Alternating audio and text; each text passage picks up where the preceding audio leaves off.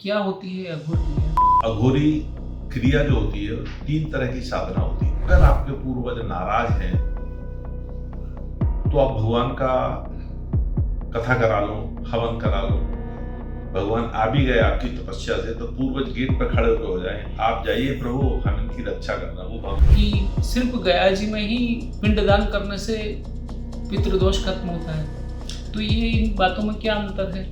अगर कोई एक्सीडेंट में मरा है, हाँ, कोई तंत्र क्रिया द्वारा मरा है, हाँ। उसके लिए अगर वो भटक रहे हैं तो उनको पहले उनकी तंत्र क्रिया से नुकसान की अपन बात करते हैं। कई बार कई लोगों की शिकायतें भी आती है कि हमारे ऊपर तंत्र क्रिया कर दी है। आपके पास भी कई लोग बताते हैं परेशानी, तो इसका कितना असर हो सकता है? अगर आपके अच्छे देवी देवता बिठा दिए जाएं किसी के व्यक्ति के ऊपर, उसका जो काम कर रहे हैं, जाना है हमें इस रास्ते पे, ले जाएंगे उल्टे रास्ते, फाइनेंशियल लॉस होना चालू हो जाएंगे। आपको तंत्र क्रिया यहाँ तक होती है कि अगर अच्छी तंत्र क्रिया कर दी जाए तो आदमी निबट भी जाता है। क्या हर व्यक्ति को, जो किसी को दिक्कत चल रही है, उनको अपने कुल देवता की भी पूजा आराधना करनी चाहिए? सबसे पहले पूर्वजों का ध्यान रखा जाता है कि हमारे घर में शुभ काम हो रहा है, आप आइए और इस कार्य को सफल करिए। कई बार लोगों को सपने में अलग अलग कई तरह की चीजें दिखाई देती है, मृत परिजन भी दिखाई देते हैं, तो ये क्या संकेत है? पितृदोष से रिलेटेड करता है कि? देखिए क्या होता है, अगर किसी के यहाँ पितृदोष है तो नाना प्रकार के उल्टे सीधे सपने आते हैं। आप चैन से सो भी नहीं सकते, चैन से खा भी नहीं सकते, आपका दिमाग हमेशा विचित्र रहेगा, आपका पेट खराब होगा, खा भी लेंगे तो आपको और और अजय बोला जय जय माता काली, जय जय माता काली, तेरी मूरत है विकराली, तेरी आंखों में लाली लाली, चूके तो चूर करे, कोपे तो काल करे, देखे तो भस्म करे, भय की भवानी, भैरव करे रवानी, बम बम कर हाहाकार कर, मुर्दे पे लाद दे चलिया। नमस्कार, धर्म कथाएं के इस एक और प्रोग्राम में आपका स्वागत है। एक बार फिर हमारे साथ मेरी है, तरफ से सभी को नमस्कार और हमारी नाथों की भाषा में आदेश। एक बार फिर हमारे साथ है संतोष नाथ जी। स्वागत है गुरुजी आपका। धन्यवाद। गुरुजी, आज हम इस पॉडकास्ट में कई चीज़ों पर बात करेंगे। इससे पहले मैं बात शुरू करूं, कई लोगों की शिकायत है कि आप फ़ोन नहीं उठाते हैं, क्या कहाँ व्यस्त हैं? आप बताइए। मैं व्यस्त रहता हूँ। देखो सबसे बड़ी बात है, मैं लोगों को बताना चाहूँगा जो मेरे को अप्रोच करते हैं। हाँ, अब जैसे मैं सुबह 7:30 या 8 बजे साधना में बैठ जाता हूँ, हाँ। जाप करता हूँ। अगर मैं शक्तियों का जाप नहीं करूँगा तो मेरी शक्तियाँ काम कैसे, मतलब प्रचंड कैसे होंगी। सही बात है। मैं उठता हूँ 11 बजे। दूसरी बात है, जो लोग फ़ोन लगाते हैं, अब जैसे किसी ने एक फ़ोन लगा दिया, हाँ, और उसी फ़ोन नंबर से 8-8, 10-10 मिस कॉल मिलते हैं मेरे को। सही बात है। तो एक बार फ़ोन लगा दिया, मैं पढ़ा लिखा हूँ, समझता हूँ, जब उठूँगा तो मैं खुद कॉल लगा लूँगा। हाँ, दूसरी बात, फ़ोन जैसे कुछ दिनचर्या के काम भी होते हैं, हाँ, उस टाइम आदमी कैसे उठाएगा। मैंने भूल रखा है 11 से 3 के बीच में आप फ़ोन लगाइए, आपको बराबर रेस्पॉन्स मिला। एक फ़ोन लगा दो, उसके बाद मैं रिटर्न कॉल लगा लेता हूँ। सही बात है। तो फ़ोन ना उठाने का ऐसा कोई वो नहीं है कि मैं जानबूझ के नहीं उठाता हूँ। मेरे पास इतने फ़ोन आते रहते हैं लोगों के, तो लोग पूछते हैं, फ़ोन पे बात डिस्कस करते हैं, तो समय भी लगता है मुझे। हाँ, तो ऐसा नहीं है कि मैं किसी का फ़ोन नहीं उठाता, मेरी किसी से वो नाराज़गी या दुश्मनी थोड़ी है किसी से। हाँ, लोग अप्रोच करते हैं मेरे पास, वही अप्रोच करेंगे जिनको दुख होता है, दुख होता है वो अप्रोच करते हैं मेरे पास। सही बात है। कई लोगों को मैं भी समय बताता हूँ, अपन वीडियो में भी लिख देते हैं कि इतनी बजे से इतनी बजे तक लगाइए। अब जैसे किसी का फ़ोन आया मेरे पास, किसी का काम कर रहा हूँ मैं, या जाप में बैठा हूँ, हाँ, या शाम को सवारी में हूँ, तो उस टाइम फ़ोन कैसे पॉसिबल नहीं है मैं उठाऊँ। सही बात अब कई लोग रात को 1:30 बजे फ़ोन लगा रहे हैं, हाँ। 2:30 बजे फ़ोन लगा रहे हैं, है। हाँ, तो वो तो पॉसिबल नहीं है ना, मैं रात को बिल्कुल कैसे सही उठा बात है। पाऊँगा। एक और कई लोग बोलते हैं चंडीगढ़ का आश्रम अभी चालू नहीं है, आप इंदौर शिफ्ट हो गए हैं, उसके बारे में भी थोड़ा सा बता दीजिए तो लोगों को कंफ्यूजन नहीं हो। बहुत सारे मेरे पास फ़ोन आते हैं जो वो हाँ। सबसे पहले बोलते हैं चंडीगढ़ में आपका कहाँ स्थान है। हाँ, मैं उनको सीधा ही बोलता हूँ, जैसे पहली वाली वीडियो में डाला था, उस टाइम मैं नौकरी करता था चंडीगढ़ में, पदस्थ था मैं हुंडई मोटर इंडिया लिमिटेड में। अब नौकरी छोड़ दी तो मैं घर पे इंदौर में फैमिली के साथ शिफ्ट हो गया हूँ। सही बात तो अभी अपन एड में दे भी रहे हैं, आप शायद, हाँ, योगी इंदौर संतोष नाथ, मध्य प्रदेश, इंदौर। तो ये वाला तो कंफ्यूजन रहता है, कोई पहली वीडियो देख लेता है इसलिए पूछते हैं, सही बाकी लोगों को क्लियर हो जाता है उसमें। अब हम शुरू करते हैं बातचीत। अघोर क्रिया के बारे में कई बातें होती है, क्या होती है अघोर क्रिया? देखिए कमल जी, ये बहुत बड़ा विषय है। हाँ। सबसे बड़ा अघोरी इस दुनिया में कौन है आप बताइए? भगवान भोलेनाथ। भगवान भोलेनाथ। और अघोर पंथ को कई लोग जानते भी हैं, बहुत सारे लोग जानते हैं, साधु संतों ने हमें जो बताया, हमारे गुरुओं ने बताया। अघोरी क्रिया जो होती है 3 तरह की साधना होती है। एक होती है सब साधना, अच्छा, मतलब मृत व्यक्ति को जो सब साधना तंत्र क्रिया जो करते हैं। एक होती है शमशान साधना, और एक होती है शिव साधना। अच्छा, 3 तरह की साधनाएं होती हैं अघोर क्रिया में। जैसे सब साधना आप कर रहे हैं, मतलब एक व्यक्ति को जगा रहे हैं, एक व्यक्ति को मरने के बाद उसको जगा रहे हैं, उससे त्वरित काम होता है, तत्काल काम होता है। किसी का बुरा करना तो तत्काल करेंगे, किसी का अच्छा करना तो तत्काल अच्छा करेंगे। एक सबको जगाना, उसको बोलते हैं सब साधना। दूसरी होती है जो अघोरी लोग, बाबा लोग रहते हैं जिन्होंने जिंदगी में शमशान में बैठे हैं, धूनी रवाए बैठे हैं, उनको बोलते हैं शमशान साधना। वहां बैठे हुए वो पूरा शमशान जगा लेते हैं, पूरा शमशान जगा लेते हैं, उसमें डाकन वीर सब कुछ जगा लेते हैं, जितने आते हैं पूरे शमशान को जगा लेते हैं। वो थोड़ा और पावरफुल होता है, उनके पास शक्तियों का एक भंडार हो जाता है। और तीसरी होती है शिव साधना।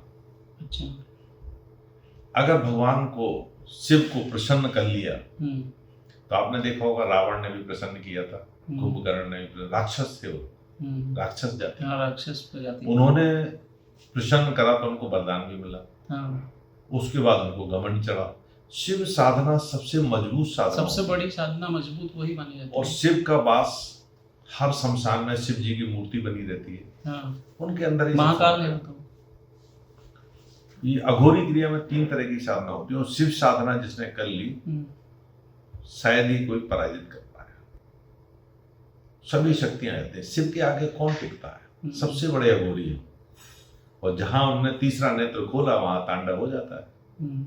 तो अघोरी क्रिया ये 3 तरह की होती हैं, और इसमें कुछ अच्छी काम के लिए भी जगाते हैं, कुछ ऐसे भी होते हैं जिनको गलत काम के उद्देश्य से जगाते हैं, दूसरे को परेशान करने के लिए। तो वो ज्यादा दिन नहीं टिकती हैं। अपन किसी को अगर शक्ति को जगा लेते हैं और उसके बाद अगर किसी का उसका शक्ति का दुरुपयोग करते हैं, तो वो शक्ति साथ छोड़ देती है, और उसके परिणाम उसको भुगतने पड़ते हैं। किसी भी व्यक्ति पर पूर्वजों को आशीर्वाद या श्राप किस तरह से कम प्रभाव डालता है? देखिए क्या होता है, कभी भी जैसे एक परिवार है, माता पिता है, 2, 4, 6 बच्चे जो भी है, अगर आप माता पिता को इज्जत से बात करोगे, माता पिता की सुनोगे, तो आपको गाइडेंस अच्छा मिलेगा, आपके काम सफल होंगे। माता पिता खुद की जरूरतों को कम करके बच्चों को सहायता देंगे, और जब बच्चे बिना लाइन के होगा तो वो थक जाते हैं। ऐसे पूर्वज होते हैं ना जो अपने दादा परदादा, अगर उनको आपको श्राद्धों में उनका पूजन हवन सामग्री जो भी करना होता है, अगर वो नियमित करते हैं तो उनका आशीर्वाद प्राप्त होता है। और उनके आशीर्वाद जिनके ऊपर रहते हैं ना, वो समझ लो कि कहीं सर झुकाने की जरूरत नहीं पड़ती है। पूर्वजों का इतना महत्व है। अगर आपके पूर्वज नाराज हैं तो आप भगवान का कथा करा लो, हवन करा लो, भगवान आ भी गए आपकी तपस्या से, तो पूर्वज गेट पर खड़े होकर हो जाए, आप जाइए प्रभु हम इनकी रक्षा करना, वो भगवान को अंदर नहीं आने देंगे, उनको वरदान है। तो पूर्वजों का स्थान, जितने भी अपने पितृ हैं उनका सर्वोपरि है।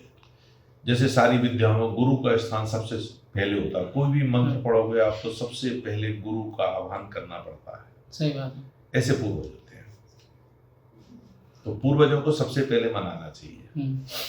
पूर्वजों की बात कर रहे हैं अपन, पितरों की बात कर रहे हैं, तो हमने पिछली बार भी बात की थी पितृदोष के बारे में, तो आपने बताया था तंत्र क्रिया से भी हट जाता है पितृदोष। देखिए कई लोग उसमें, जो ज्योतिष लोग हैं, पंडित लोग हैं, वे उस वीडियो में आके बता रहे हैं, नीचे लिख रहे हैं कि सिर्फ गया जी में ही पिंडदान करने से पितृदोष खत्म होता है। तो ये इन बातों में क्या अंतर है? देखिए क्या होता है, जैसे कोई साधारण मृत्यु है हाँ। और पूर्वज अतृप्त रहे हैं, तो आप पूजन करो, उनकी विधि अलग आती है, ब्राह्मणों की अपने तरीके से विधि होती है। अगर कोई एक्सीडेंट में मरा है, कोई तंत्र क्रिया द्वारा मरा है, उसके लिए अगर वो भटक रहे हैं तो उनको पहले उनकी तंत्र क्रिया हटाना पड़ेगी, उनको मुक्त करना, बंधन मुक्त करना पड़ेगा, फिर उनको भोग देके उनसे संतुष्ट करके फिर उनको मोक्ष प्राप्त कराना होगा। अगर तंत्र क्रिया उनके ऊपर है, तंत्र क्रिया की वजह से मरे हैं वो, तो उनको गया 4 बार और तो भी नहीं है। सही बात है। ये रखा है। उनके साथ देवी देवता कोई जानकार है जिन्होंने सिद्धियां कर रखी हैं। अब सोचो कि उनकी जानकार को सिद्धियां गया में छोड़े आओ, नहीं जाते। उनकी सिद्धियों को तृप्त करना पड़ेगा, भोग लगाना पड़ेगा, विधि अलग रहती है, तभी वो मुक्ति पाएंगे। बिल्कुल सही है। नहीं तो वो जाएंगे नहीं कहीं। आपने सुना होगा भागीरथ, नाम सुना होगा, गंगा जी लाए थे। क्या था उनके यहाँ? 7 पीढ़ी के पूर्वज पड़े थे, फिर मुक्ति कराया है गंगा जी, फिर हर की पौड़ी में मुक्ति कराया, फिर कराया है, लेकिन बाद में आया तब उनके गुरु ने बताया, फिर आवाजें आ रही उनके घर में, गुरु ने बताया इनको पहले तृप्त करना पड़ा, शांत करा, फिर वो गए थे, फिर उनको तृप्ति कराई थी, गंगा जी खुद लाए थे, तब वो तृप्त हुए थे, इसीलिए उनका नाम चलता। वो तपस्वी थे। भागीरथ का नाम आपने सुना होगा। सही बात है, कई धार्मिक ग्रंथों में हम सुनते हैं। बिल्कुल बिल्कुल। और गंगा एक ऐसी है, तरण तारणी, मोक्षदायिनी है, मोक्षदायिनी, सबको तारती है, पापी हो चाहे धर्मात्मा हो, सबको तारती है।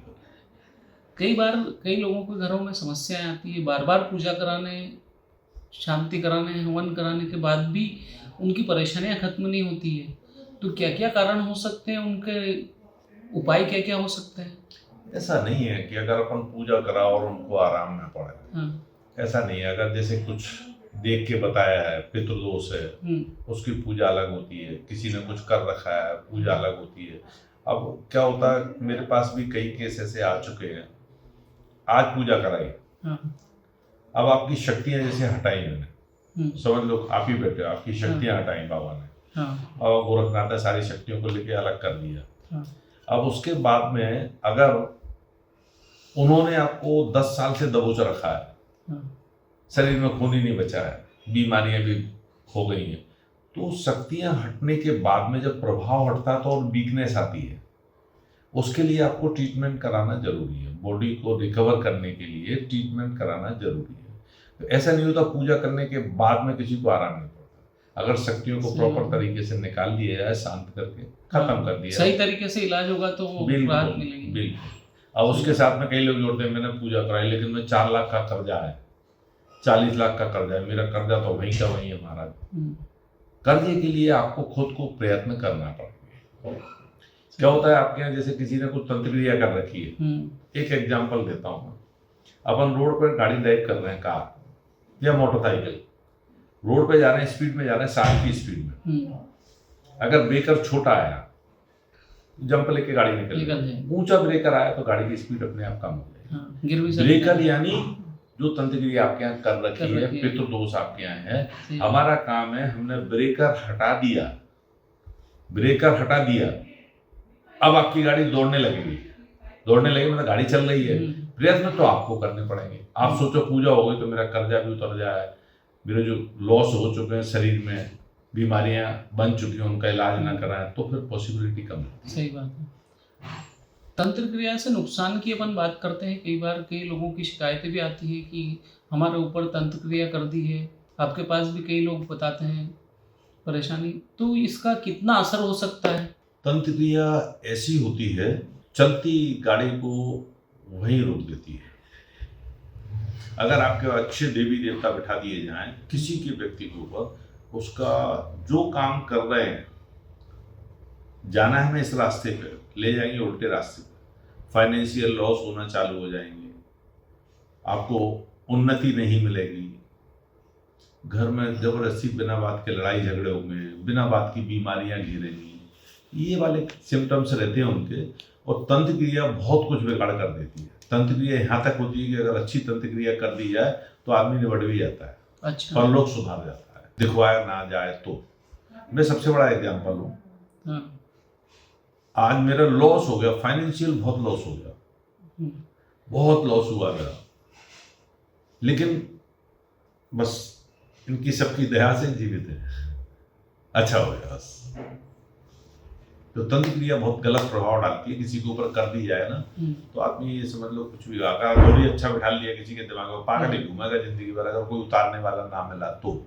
सही बात। जिंदगी भर पागल घूमेगा वो आदमी।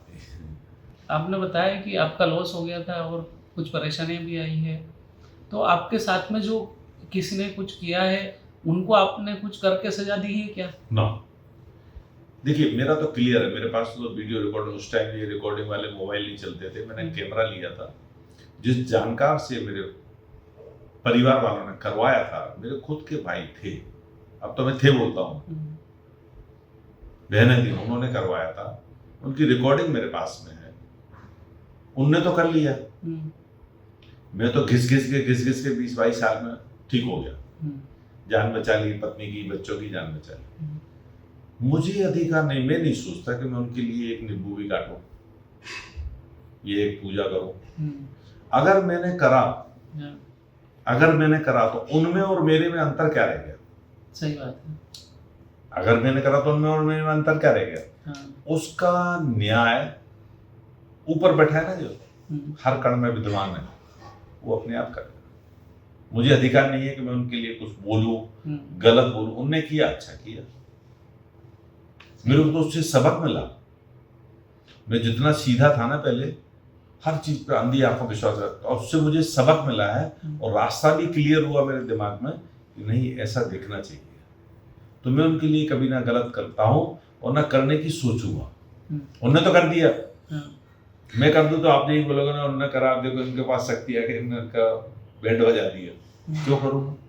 बैंड बजाने वाला ऊपर वाला है, न्याय अन्याय वो देखता है, वो अपने आप करेगा, मैं नहीं करता गलत काम। क्या हर व्यक्ति को, जो किसी को दिक्कत चल रही है, उनको अपने कुल देवता की भी पूजा आराधना करनी चाहिए? सबसे पहले इससे क्या क्या फायदे होंगे? सबसे पहले आपने किसी के शादी ब्याह में तो गए होंगे, परिवार में शादी ब्याह होंगे, सबसे पहले क्या होता है? हाँ, कुल देवता खल मिट्टी होती है, खल मिट्टी बोलते हैं, क्या बोलते हैं, किसी का कुछ बोलते हैं, अलग अलग लेडीज लोग जाती हैं, नौत के मिट्टी लाती हैं, चूल्हे बनते हैं। तो चूल्हे क्यों बनते हैं? चूल्हे बना के रखते हैं, धागे से उनको पूरा जाता है, हल्दी चावल कंकु दिया जाता है, वो पितरों का रखा जाता है। सबसे पहले पूर्वजों का ध्यान रखा जाता है कि हमारे घर में शुभ काम हो रहा है, आप आइए और इस कार्य को सफल करिए। सबसे पहले मेयर भरना बोलते हैं, हम लोगों में मेयर भरना बोलते हैं, लेकिन अलग अलग तरीके से सबके घर में पूर्वज देवताओं का आह्वान किया जाता है। एक दिन पहले उनका आह्वान किया जाता है, फिर मंडप गिरता है, फिर शादी ब्याह के अगले कार्यक्रम होते हैं, और लास्ट में फिर जब होते हैं तब उनको विदाई दी जाती है कि हमारा काम सफल कराओ, पूजा पाठ जो भी होम धूप होता है वो कर। सबसे पहले पूर्वज अब सबसे पहले चलते हैं, जो उनको भूल गया वो समझ लो उसकी गड्ढे में जाने के चांसेस पूरे बन गए। सही बात है। कई बार लोगों को सपने में अलग अलग कई तरह की चीजें दिखाई देती है, मृत परिजन भी दिखाई देते हैं, तो ये क्या संकेत है? पितृदोष से रिलेटेड करता है क्या? देखिए क्या होता है, अगर किसी के यहाँ पितृदोष है तो नाना प्रकार के उल्टे सीधे सपने आते हैं। आप चैन से सो भी नहीं सकते, चैन से खा भी नहीं सकते, आपका दिमाग हमेशा विचित्र रहेगा, आपका पेट खराब होगा, खा भी लेंगे तो आपको ढंग से हजम नहीं होगा। और सपने की बात तो ऐसी है कि सपने जो है ना कुदरत की देन है। अगर आप सब तरह से संतुष्ट हैं, पूजा पाठ ठीक कर रहे हैं, पितृ संतुष्ट हैं, थोड़ा सा भी हवन करोगे तो आपको अच्छी ऊर्जा मिलेगी। और जब निगेटिव होता है ना, पितृ अगर नाराज है तो आप कभी सांप के रूप में दिखेंगे, कभी दूसरे रूप में दिखेंगे, आप दिखाते फिरो जानकार, रास्ता मिलेगा तभी मिलेगा, और पितरों का रास्ता एक बार में नहीं मिलता। देखने वाला ही एक बार में निकाल सकता है, नहीं तो आदमी, साधारण आदमी तो समझ भी नहीं पाएगा कि पितृ चल रहे हैं। अकाल मृत्यु आत्मा बहुत तंग करती है, उसमें नाना प्रकार के डरावने सपने आएंगे, नाना प्रकार की बीमारियां आएंगी, ऐसे रहता है। वशीकरण पे पिछले वीडियो में हमने कई सारी बातें की थी, अब उन वीडियो पे कई लोग कमेंट कर रहे हैं, आपने पहले ही जबकि बोल दिया है कि मैं गलत वशीकरण नहीं करता हूँ, उन लोगों को आप क्या कहना चाहेंगे? देखो मेरे पास आया था अभी आपके आने के पहले, मैं पूजा करके जाप में बैठी रहता तब फोन आया। क्या होता है, वशीकरण एक ऐसी चीज है कि किसी व्यक्ति की लाइफ को किसी के बस में कर देना। हाँ, देवी देवता को भोग लगा के आपको खिला दिया, आपके ऊपर चढ़ा दिया, वो नेचुरल लाइफ नहीं जी पाता। कई जैसे उचित आते हैं तो हम कर देते हैं। जैसे किसी को शादी ब्याह करनी है तो फोटो भेजो भैया, तो परिवार वाले नहीं मानते, उनको मना देंगे, बाबा से विनती करो, देवी देवताओं से विनती करो, तो हो जाता है। अब कई गलत वशीकरण आते हैं तो फिर वो तो गलत ही होता है। सही बात है। अब सुबह सुबह आया, बोले साहब 7-8 साल से रिलेशन हो। मैंने कहा आपकी शादी हो गई? बोले हाँ मेरी भी शादी हो गई। मैंने सामने वालों की शादी हो गई? बोले हाँ उनकी भी हो गई, उनका पति ने छोड़ दिया है। मैंने आपकी पत्नी को मालूम है? बोले नहीं। बोले अब इतने साल से रिलेशन में कुछ ऐसा कर दो बाबा जी, जो फीस होगी हम देंगे। तो ये तो गलत हुआ ना। ऐसे लोगों को मैं प्यार से मना कर देता हूँ, आपका कर्म आपके साथ है, मेरा कर्म मेरे साथ है। आपने मेरे को दिया ये कर दो, मैं भी अच्छी तरह बोल दिया भैया ये मैं नहीं कर सकता, बात कर दो। ऐसे रहता तो मैं करता नहीं हूँ ऐसे काम। अच्छे काम होते हैं वो कर देता हूँ। एक बार आपने बाबा सरभंग की महिमा बताई थी, बहुत लोगों ने पसंद की है। बाबा सरभंग तो सबसे बड़ा, सबसे आगे चलता है मेरे अखाड़े में। जब भी बाबा की सवारी आती है सबसे पहले माता ज्वाला को बुलाते हैं, रोशनी मांगते हैं, रोशनी आती है, दिखने लगता है, फिर उसके बाद बाबा सरभंग आते हैं। भोलेनाथ का रूप है, अघोरी रूप है। बाबा सरभंग जिसके पास प्रचंड हो जाए, हराने वाला बहुत मुश्किल काम है। इनका तो सबसे बड़े अघोरी है, छोटी मोटी चीजों से पकड़ के खत्म। अचानक से धन लाभ के लिए भी कई लोग संपर्क करते हैं कि मेरा काम धंधा नहीं चल रहा है, एकदम से तेजी से दौड़ने लग जाए, तो ऐसी तंत्र क्रिया कर दो, तो ऐसा हो सकता है क्या? देखिए कमल जी, एक जैसे मेरे पास में माता भैरवी सिद्ध है, उनके साथ में बटुक भैरव चलते हैं, हाँ। जोड़े से चलते हैं। कई लोग क्या करते हैं, सबको छोड़ के अगर लक्ष्मी के पीछे भागोगे, हाँ। सिद्धियां होती हैं, लेकिन मेरे पास अभी तक ऐसी सिद्धि नहीं है, गुरुओं ने ऐसा नहीं दिया कि जिसको अपन सिद्ध कर लें, हाँ। और उससे धन वर्षा हो जाए, ऐसे संभव नहीं। हाँ। माता बगलामुखी हैं, लोग जाते हैं, धन की देवी मानते हैं, मेरे पास नहीं है माता बगलामुखी। शत्रु विनाशक है, हाँ।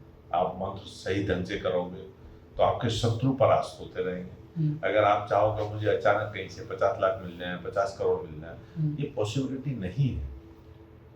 लोग कराते हैं, बहुत सारे लोग बैठे हैं, साहब ये वाले यज्ञ करा लो, मैं कर देता हूँ, 1 लाख रुपए लगेंगे, 21,000 लगेंगे, जो भी मांगते हैं, 11,000 लगेंगे, मैं कर देता हूँ, आपको धन का लाभ होगा। लेकिन बिना कर्म करे कभी भी धन का लाभ नहीं होता। मैंने काफी केस कर चुका हूँ, जिनके पास जिन है घर में बिठा रखे थे, वो दिखते थे सफेद कपड़ों में। मेरे केस आया था, आगरा से केस आया था, आज से 2 साल पहले, और बहुत सेवा करते थे, रोज उनको सेहरा चढ़ाते थे। बोले ये पीर बाबा और जिन हमारे दादा के साथ समय से चल रहे हैं, वो दिखाते हैं यहाँ धन है, हम ऐसे वर्षा करें। पूरा जीवन निकल गया तो साथ में। उस टाइम जब आए थे मेरे 52-54 साल के होंगे। बोले लेकिन बस दिखाते हैं, देते नहीं। और जिन क्या करता है, नुकसान करते हैं। अच्छा। कभी भी जो दिखाते हैं ना कहानियों में, चिराग रगड़ दो ये मिल जाए, पॉसिबिलिटी नहीं है। वो बहुत तपस्वी लोगों के पास रहते हैं, वो शुद्ध जिंदे बहुत कम होते हैं। सही बात। आम आदमी को नहीं मिल पाते। वो यहाँ से किस्मत में होता है, अपने आप मिल जाता है। किस्मत में नहीं है तो नहीं मिलेगा। कई लोग खूब अच्छी पढ़ाई कर लेते हैं, IAS की तैयारी कर रहे हैं, नहीं है किस्मत में तो आपको नहीं मिलेगा। आपको परचूनी की दुकान लगानी, तो परचूनी की दुकान लगाओगे तभी सक्सेस होगा। ऊपर वाले का लेख जो है ना, कुंडली में देख लेते हैं, ब्राह्मण लोग देख लेते हैं आपको क्या बिजनेस का योग है, नौकरी का योग है। कई नेता लोगों को हमने देखा है माता बगलामुखी मंदिर नलखेड़ा में जाकर के तंत्र साधना करवाते हैं, हवन करवाते हैं तंत्र, तो उसका क्या असर फायदा होता है? कई लोगों पर क्रिया भी करवाते हैं, बहुत सारे लोग जाते हैं, वो बहुत भीड़ है। हाँ, बहुत भीड़ होती है, बहुत भीड़ होती है। क्या होता है, चाहे नेता हो चाहे साधारण आदमी हो, देखो अगर भक्ति करोगे तो सफलता तो मिलेगी। सही बात है। भक्ति करोगे, सच्चे मन से भक्ति करोगे, सफलता तो मिलेगी। लेकिन भक्ति करने बस ये सोच के चलो कि हमें किसी का नुकसान नहीं करना है, हमारी उन्नति के लिए। अब बाबा महाकाल के पास जाते हैं, समझ लो, या माता बगलामुखी के पास जा रहे हैं, 500 लोग जा रहे हैं, एक अच्छा आदमी होगा पूजा पाठ वाला, ये प्रभु को मुझे तत्काल आशीर्वाद मिल रहा है, सुख शांति मिले। सही बात है। एक चोर जाएगा, वो क्या मांगेगा? ज्यादा से ज्यादा प्रभु आज मेरे को ऐसी मोटी जेब मिल जाए कि मेरा 2 महीने का खर्चा चल जाए, शाम को मेरे खर्चे चल जाए। सही बात। दुकानदार जाएगा, वो क्या मांगेगा? मेरी दुकान खूब चले। दूध की दुकान वाला जाएगा, वो क्या बोलेगा? दूध सस्ता आए और महंगा जाए। अपना अपना, ये भगवान दाता है, हम सब भिखारी हैं। देवी हो, देवता हो, बाबा महाकाल हो, कोई से भी देवी देवता हो, हम सब भिखारी हैं। हम भी किसी का काम करते हैं तो आह्वान करते हैं, बाबा सर्वंग, छोटे सर्वंग, आसो माता आ जाओ, आज्ञा भी बताओ, इनका कार्य सिद्ध करो, शक्तियां पकड़ना करना। तो ये क्या होता है, हम सब भिखारी हैं, मांग तो रहे ना उनसे। अगर वो नहीं हो तो हम क्या करें? सही बात। आप जैसे हम भी मानव हैं, लेकिन क्या होता है, कर्म हो जाता है। एक कर्म अपना करते जाओ, आगे रिजल्ट अपने आप देंगे। यहाँ से सच्चाई होना चाहिए। सही बात है। हम तो डूबते डूबते हमारे बच्चे हैं। आज 20 साल में 2 बार सुसाइड करने की कोशिश करी थी उस टाइम, क्योंकि ग्रसित ही इतने हो गए थे कि हम सुसाइड मोड पर पहुंच गए। लेकिन ऊपर वाले ने बचाया, उसने देख लिया कि तेरी अभी लाइफ है, अभी नहीं मरेगा तो बैठेगा आपके सामने। ऐसा आपने कई बार कई मंत्र भी बताए हैं, क्या क्या फायदा होता है मंत्र का जाप करने से, आपसे मंत्र लेने से? इंटरनेट का मंत्र और आपसे लिए हुए मंत्रों में भी अंतर बताइए। देखिए क्या होता है, नेट पे जो मंत्र पड़े हैं ना, डाले हैं बहुत सारे लोगों में, वो केवल आह्वान मंत्र होते हैं, एक लाइन का थोड़ा सा ऐसे चलता है। और जो तांत्रिक सिद्धियों के मंत्र होते हैं गुरुओं के द्वारा दिए जाते हैं, और उनकी विधि बताई जाती है, पूजन बताया जाता है, कैसे करना है, कैसे चलना है। तो अलग अलग तरीके होते हैं। फिर उनको क्या होता है, तंत्र साधना जब करोगे, जैसे मेरे गुरु ने पहला मंत्र दिया कोई सा, जैसे माता काली का ही दिया। अब माता काली को जब उनको बिठाना है तो उनको नींबू, लौंग, शराब जो भी चढ़ाना है, और भी बहुत सारी सामग्री है, सब ब्रॉडकास्ट में नहीं बता सकते। और उनका मंत्र दिया, भैया इसको ऐसे करना है, और उसकी ये सावधानियां रखनी है। आपको माता दिखेगी, इस रूप में दिखेगी, ऐसे भी दिख सकती है, डरना नहीं है। अजय बोला, जय जय माता काली, जय जय माता काली, तेरी मूरत है विकराली, तेरी आंखों में लाली लाली, चूके तो चूर करे, कोपे तो काल करे, देखे तो भस्म करे, भय की भवानी, भैरव करे रवानी, बम बम कर हाहाकार कर, मुर्दे पे लाद दे चलिया मतवाली। इसका और पूरा मंत्र है। तो इसमें क्या होता है, उनको अपन माला जपेंगे, टाइम लगता है। एक माला जपने में मेरे को लगता था, पहला मंत्र था ये उस टाइम का, कम से कम पौना घंटा लगता था। आंख बंद करके याद करना है। कभी 21 दिन में प्रसन्न हो जाए, कभी 41 दिन में हो जाए, कंटिन्यू लगे रहो। अभी भी हम जाप करते हैं, 2.5-3 घंटे लगते हैं पर डे के हमारे। सबको थोड़ा थोड़ा जाप कर लेते हैं, क्योंकि शक्तियों को अपन जाप नहीं करेंगे तो वो काम नहीं करेंगे। और जब जिससे काम लेना उसको भोग भी देना है, पूरा खप्पर भरना है, कभी संसार जाना है, कभी अलग अलग तरीके हैं। जो गुरुओं के बताए हुए जो मंत्र होते हैं, तंत्र सिद्धियों के मंत्र होते हैं। मेरे पास लोग आते हैं तो बोलते हैं, हमें ये मंत्र दिया था हमारे गुरु ने, क्या है मंत्र बताओ। एक लाइन का आह्वान मंत्र, नेट पे पढ़े, मेरे वाले बताए हुए मेरे गुरुओं के दिए हुए, एक भी बता दो नेट पे। मैं आपको आपने जो मंत्र बताए हैं, एक बार वशीकरण का बताया था, आधा मंत्र ही बोला था आपने, वो सब ऐसे हैं, पूरा बोल नहीं सकते ना, ब्रॉडकास्ट में ऐसे नहीं दिया। कभी किसी को जो चेले बनते हैं उनको दिया है मंत्र। अब जैसे हमारे मित्र हैं पंडित जी, उनको दिया मैंने, ये सिद्ध कर लो आपके काम आएगा। थोड़े दिन करा, सच्चे मन से करा, उनको थोड़ी सी दिक्कत हुई, बोले मैं नहीं कर सकता था, आप अपना मंत्र संभालो, मेरे तो गुरु मंत्र बोलते। ऐसे रहता है। गुरुओं की दी हुई सिद्धियां, उनने क्या होता है, प्रैक्टिकल करा है। आज माता पिता है, माँ है, उसको मालूम है बच्चे को क्या खाना है, कहाँ जा रहा है, कितने बजे सोएगा, कितने वीडियो देखेगा, कितने बजे टेलीविजन देखेगा, तो उनको मालूम रहता है। ऐसे गुरुओं को मालूम रहता है कि ये देवी देवता मैं इनको सिद्धि दे रहा हूँ, ये कैसे सिद्ध करेंगे, इनको विधि बताना पड़ेगी, तब जाके सिद्ध होगा।